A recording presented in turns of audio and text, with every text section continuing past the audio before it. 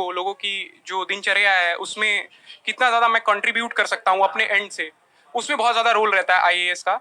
और ऐसा नहीं है कि मुझे सिर्फ आईएएस चाहिए था, लेकिन आईएएस मेरी पहली प्रेफरेंस, दूसरा रीज़न इस वजह से थी क्योंकि इसमें डिफरेंट टाइप के जॉब्स हैं, डिफरेंट टाइप की प्रोफाइल्स हैं, और मुझे अच्छा लगता है कि मैं अलग अलग सेक्टर्स में जाऊँ, अलग अलग सेक्टर्स के इश्यूज़ को देखूँ और वहाँ पे मैं क्या कर सकता हूँ इसके बारे में सोचूं, क्योंकि मेरा हमेशा से ये अप्रोच रहा है कि मैं कुछ सॉल्व करने की कोशिश करता हूँ।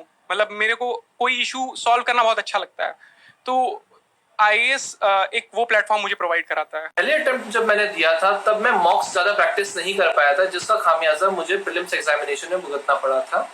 जब मैंने ये चीज़ सेकंड और थर्ड अटेम्प्ट में अपनी इम्प्रूव करने की कोशिश करी, तब मैंने बहुत सारे मॉक्स प्रैक्टिस करे, जिसके कारण जो एलिमिनेशन और दूसरी टाइप की स्किल्स चाहिए होती हैं प्रीलिम्स को सॉल्व करने के लिए, वो मेरी स्ट्रांग होती गई।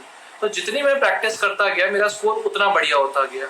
यूपीएससी के प्रीवियस ईयर क्वेश्चंस हैं, उस पर ज़्यादा फोकस करें, क्योंकि उसी टेम्पलेट पे यूपीएससी दोबारा क्वेश्चन पूछ सकती है।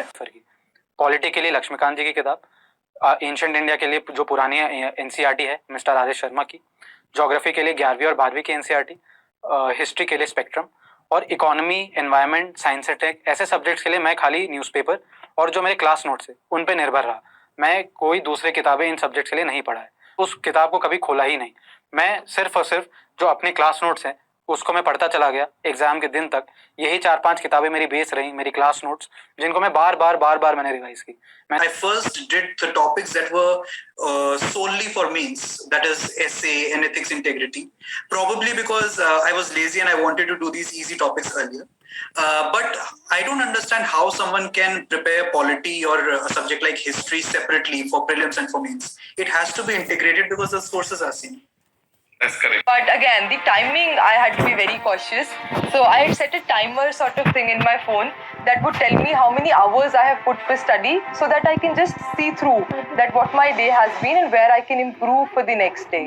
So I think to analyze your own schedule is very important.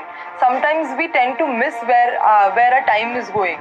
So a timer can be very helpful for that. तो मुझे ये लगता है कि हर किसी को कभी ना कभी अपना एक स्ट्रेंथ दिखाने का मौका मिलता है, तो उस स्ट्रेंथ को काफ़ी स्ट्रांग बना लेना चाहिए कि जब मौका मिले तो यहाँ पे अच्छा कर देना है, क्योंकि वीकनेस पूरी तरह से एलिमिनेट नहीं की जा सकती है।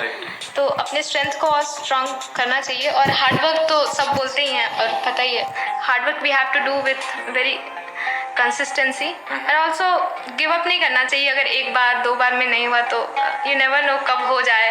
सो just be there, hang in there and